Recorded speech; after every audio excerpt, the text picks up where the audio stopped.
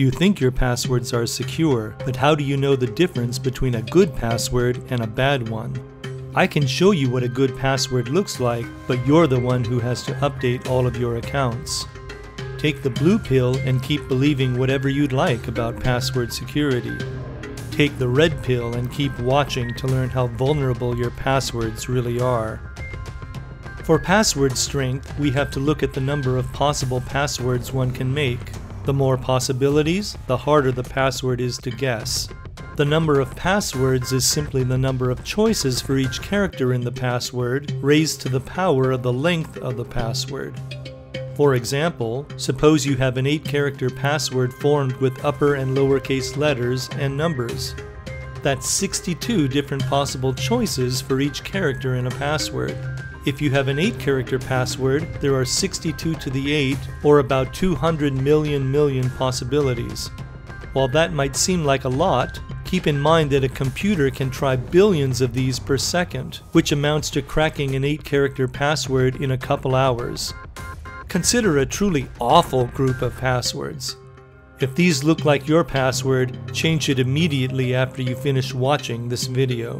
Even if these common passwords weren't the first passwords that a cracker would check, their short length would make them easy targets. In order to brute force this password, a computer only has to go through 36 to the 8 different combinations. Next, there is a group of passwords you might think are secure, but really aren't that hard for computers to crack. Some passwords take a common word, switch out a few characters for letters, add a few symbols and random capitalization, and call it a day. While this version of math rules might be hard for a human to remember or discover, a few extra symbols or swaps will barely slow down a modern computer. With 95 upper and lowercase letters, numbers, and symbols, the number of 10-character passwords is 95 to the 10.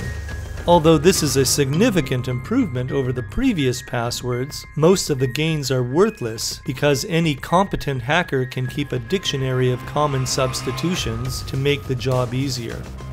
The safest passwords are long and are instead called passphrases.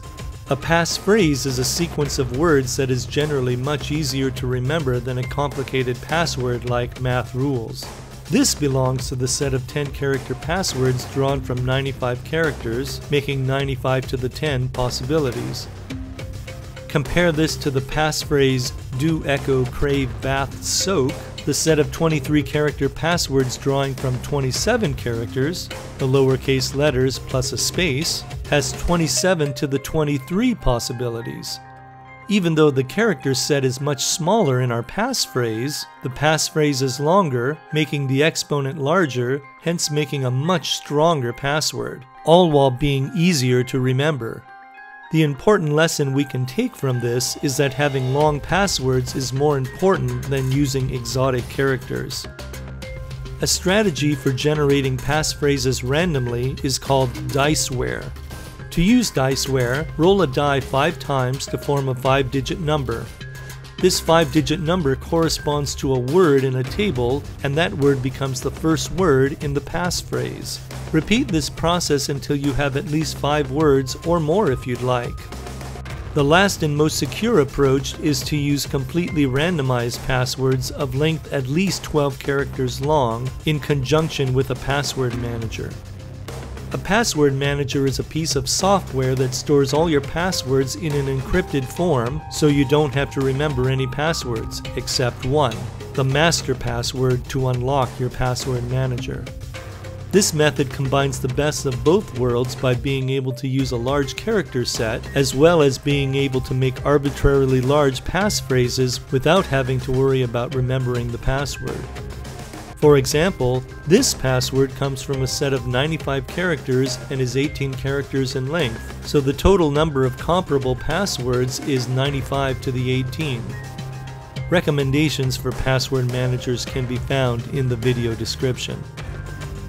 Now you understand why you should never send a human to do a machine's job.